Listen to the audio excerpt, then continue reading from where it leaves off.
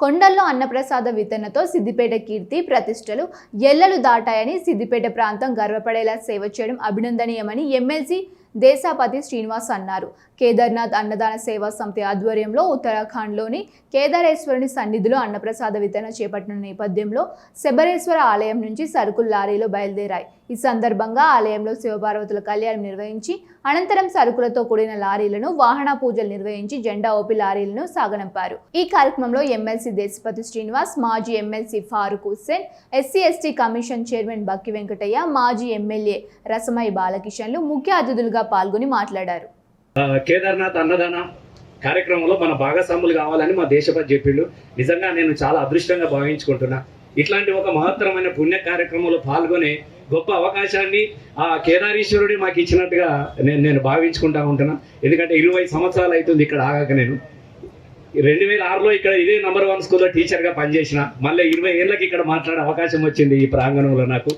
ఇట్లాంటి కార్యక్రమంలో మాకు భాగస్వామ్యం చేయడంతో పాటుగా నాకైతే మదన్న చెప్తుంటే ఈ లారీకి ఇప్పుడే ఓపిక అవుతుంది నాకు కూడా. అక్కడికి గంత అద్భుతమైనటువంటి అక్కడ ఉన్నటువంటి పరిస్థితులు కావచ్చు, మీరు చేస్తున్న సేవా కార్యక్రమాలు. ఎందుకంటే ఈ రోజుల్లో నాకేమిస్తామన్నట్టు లేదు తప్ప మీకేం కావాలని అడగవాళ్ళు చాలా తక్కువైనటువంటి పరిస్థితుల్లో. మనిషి అంటేనే ఒక స్వార్థానికి పర్యాయ పదంగా ఎదిగినటువంటి జీవితంలో మనం చాలా చూస్తూ ఉంటాం. మనిషి ఆకాశంలో అంతరిక్షంలోకి పోయినా తన స్వార్థాన్ని మాత్రం విడగొట్టుకోలేదు. చందమామ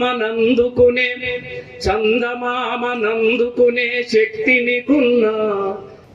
ఈ సిద్దిపేట మట్టిలో ఉన్న సంస్కారాన్ని, ఈ సిద్దిపేట గాలిలో ఉన్నటువంటి సౌజన్యాన్ని, ఈ సిద్దిపేట నీళ్లలో ఉన్నటువంటి దయాగుణాన్ని ఎంతో కొంత కలిగి ఉండడం వల్లనే, ఈ గాలిలో ఉన్న మేధో స్పర్శ కొంత తాకటం వల్లనే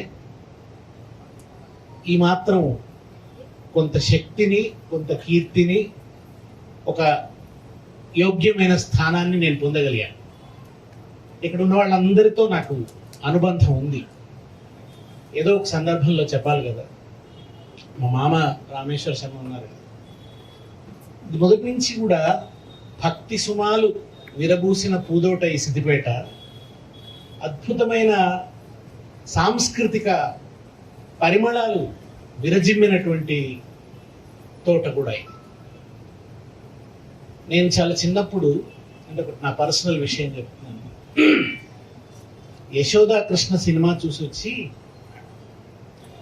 ఎస్వి రంగారావు దాంట్లో ధిక్కారమును సల్పుడి విష్ణు జన ధిక్కారమును సల్పుడి అని ఒక చిన్న గేయం ఉంటుంది, ఆయన పాడతాడు. అది ఇంటికి వచ్చి నేను దాన్ని అనుకరించడం మొదలుపెట్టినాను. ఎస్వి రంగారావు లాగా అనుకరించడం మొదలు పెడుతుంటే మా మామ చూసి వీడికి కొంచెం నటన అంశం ఉన్నది అని చెప్పి నన్ను తీసుకుపోయి నాకు ఒక ఏకపాత్రాభినయం ప్రత్యేకంగా రాసి ప్రాక్టీస్ చేయించి పాత వెంకటేశ్వర్ల గుడి ఉత్సవాలలో మొట్టమొదట నా చేత ప్రదర్శన ఇప్పించాడు మా మామ. ఆ ప్రదర్శన తర్వాత, అప్పుడు నా వయసు 4 ఏళ్ళు, ఆ ప్రదర్శన తర్వాత నా ఏకపాత్రాభినయం బాగా నచ్చి పుల్లూరి రాజేశం సేటు నాకు అప్పటికప్పుడు 11 రూపాయలు ఇచ్చాడు.